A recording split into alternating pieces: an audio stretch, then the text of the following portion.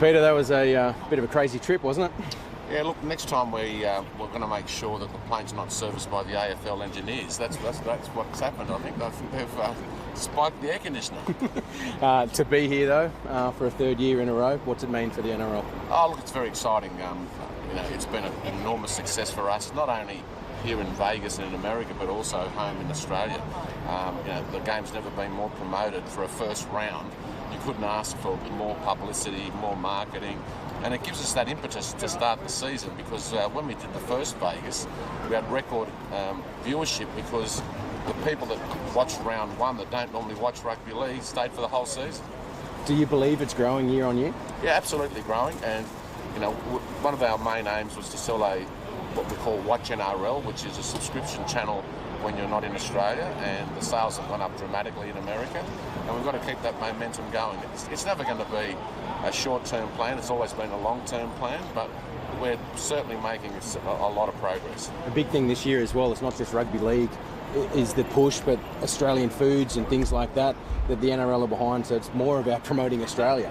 Well, we always wanted to make it Australia Week and to promote Australia, to promote all the things that are good about Australia. We're even promoting Tropfest, the short film festival, and how talented our people are in Australia. We're promoting the wine, the food, and that's just going to keep growing. And we're going to have a major exhibition here one day, all about Australia. And look, we've taken over Vegas, because I think there's just over 22,000 Australians here in Vegas. So when you walk around Vegas, you will see them in the Bulldogs jerseys, the Dragons jerseys, the Knights jerseys, and the Cowboy jerseys. That's all you will see. And we've gone from, I think, number 18 most visitation to Vegas to number 2. So that's how much this initiative has done for Vegas as well.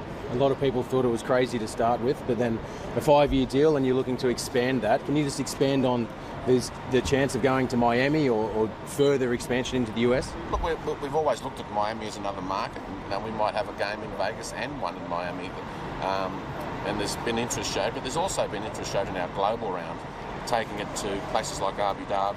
And in particular, we want to go back to England, because the Kangaroos tour was such a success. It's had an impetus again for Super League over there, so anything we can do to help the game in England, because it's very important to us.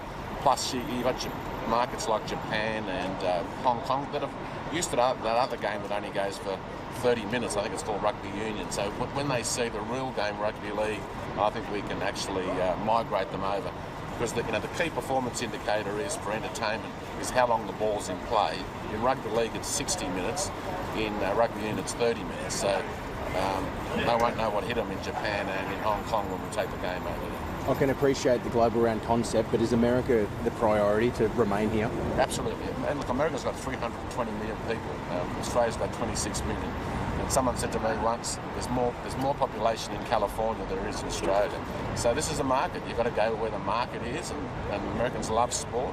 But as I said, we're here for the long haul. It's not going to happen overnight, but we're going to see through it. You think we'll stay in Vegas beyond the 5 years, Peter? Yeah, absolutely. I think we will. All the clubs that have been here before are desperate to come back again. So I think we'll continue with Vegas. And the Vegas Tourist Bureau has been fantastic to us. They sponsor it, and they want to grow it even bigger.